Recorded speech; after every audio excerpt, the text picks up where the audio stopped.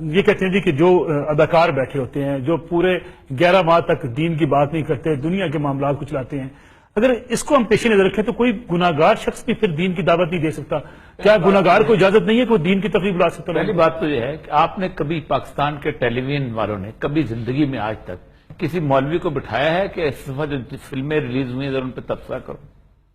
کبھی بلایا کہ یہ ڈراموں کے کانٹینٹ کے اوپر ذرا گفتگو کرو، ان کی ڈائریکشن دیکھو؟ کبھی کرنٹ افیئرز کے پروگرام کے آپ نے 4 کک بلا کے بٹھائیں کہ تشریف لائیے، آپ ذرا بتائیے کہ انٹرنیشنل سچویشن کیا ہے اور اس وقت جو جرمنی نے یہ کر دیا اس کا کیا ہوا؟ تمسخر آپ صرف دین رہ گیا کہ آپ جس شخص کو دین آتا نہیں ہے وہاں تو آپ ڈھونڈ کے نکالتے ہو کہ یار ایسا بندہ لاؤ جس کو پتا ہو فارن پالیسی کیا چیز ہوتی ہے، ایسا بندہ لاؤ جس کو پولیٹیکل سائنس پتا ہوتی ہے کیا چیز ہوتی ہے، ایسا بندہ لاؤ کہ جس کو ایٹ لیسٹ کم از کم فلم کا پتا ہو، جس نے کوئی ڈائریکشن دیکھی، وہاں تو ڈھونڈ کے لے کے آتے ہو۔ یہاں بنیادی طور پر جس شخص کو قرآن کی آیت ٹھیک طرح نہیں آتی پڑھنی، جو شخص کلمہ طیبہ صحیح طرح نہیں پڑھتے، میں نے کئی دفعہ کلمہ طیبہ صحیح نہیں پڑھ رہے ہوتے، وہ شخص نے وہ کھڑے ہو کے دین کے اوپر اتھارٹی کے ساتھ گفتگو کر رہے ہیں، سوالات اور جوابات کر رہے ہیں۔ ایک اور بات ہوں، لیکن اور یہ سب میزبان بھی نہیں بن سکتے؟ نہیں، پہلی بات ہے دیکھیں میزبان بھی تو ایک خاص ڈھنگ کا ہوتا ہے نا۔ میزبان کا دنیا میں میزبان کا علم، آپ کا علم اگر آپ کے مقابل کے لوگوں سے کم ہوگا تو آپ میزبانی نہیں کر سکیں گے۔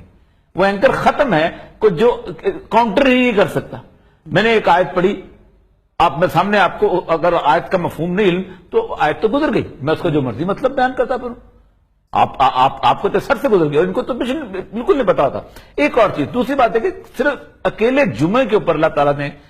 ایک آیت اتاری، سورہ جمعہ اتاری، سورہ جمعہ کی آخری آیت میں آپ کو سمجھ، وَإِذَا رَأَوْا تِجَارَةً أَوْ لَهْوًا انفضوا إِلَيْهَا وَتَرَكُوكَ قَائِمًا قُلْ مَا عِندَ اللَّهِ خَيْرٌ مِنَ اللَّهْوِ وَمِنَ التِّجَارَةِ وَاللَّهُ خَيْرُ الرَّازِقِينَ۔ اللہ نے کمال سے بات کی ہے اور یہ پورے کے پورے سے فٹ ہے کہ تجارت دیکھو اور لہو و لعب کو چھوڑ کے تم جمعے کی طرف آؤ۔ تمہیں نہیں پتا کہ جو کچھ تم تجارت اور لہو و لعب میں کرتے ہو، ٹھیک ہے، وہ اس سے بہتر ہے جو اللہ کے پاس۔ اللہ پھر دعویٰ کرتا ہے واللہ خیر الرازقین، اللہ بہترین رزق دینے والا ہے۔ اگر تم یہ ٹی وی چینل کی نشریات اگر چھوڑ دو گے، اگر تم اس میں 40 کروڑ روپے اور 50 کروڑ روپے کی آمدنیاں چھوڑ دو گے تو اللہ تمہیں بہتر راستہ دے دے گا، لیکن نہیں، ہم نہیں چاہتے۔ ایک تو یہ ہے، دوسری چیز یہ ہے کہ اس پوری کی پوری ٹرانسمیشن کو ڈیزائن اس لیے کیا جاتا ہے کہ خاص طور پہ 2 اوقات کو ضائع کیا جائے، اور وہ دونوں اوقات وہ ہیں کہ جن کے بارے میں اللہ تبارک تعالیٰ نے فرمایا کہ یہ قبولیت کے اوقات ہیں۔ اللہ کے رسول صلی اللہ علیہ وسلم جس وقت دیکھیں نا، آپ رمضان آتا ہے، رسول اللہ علیہ وسلم کی تیاری دیکھیں اور اپنی تیاری دیکھیں۔ رسول اللہ کی تیاری کیا ہے کہ آپ کمر کس لیتے تھے، آپ نکلتے تھے، آپ خیرات شروع کر دیتے تھے، لوگ آپ نمازوں میں اضافہ کر دیتے، نوافل میں اضافہ کر دیتے، آپ روزوں میں اضافہ کر دیتے، یعنی تاکہ میں رمضان کے تیار۔ ہماری تیاری کیا ہے؟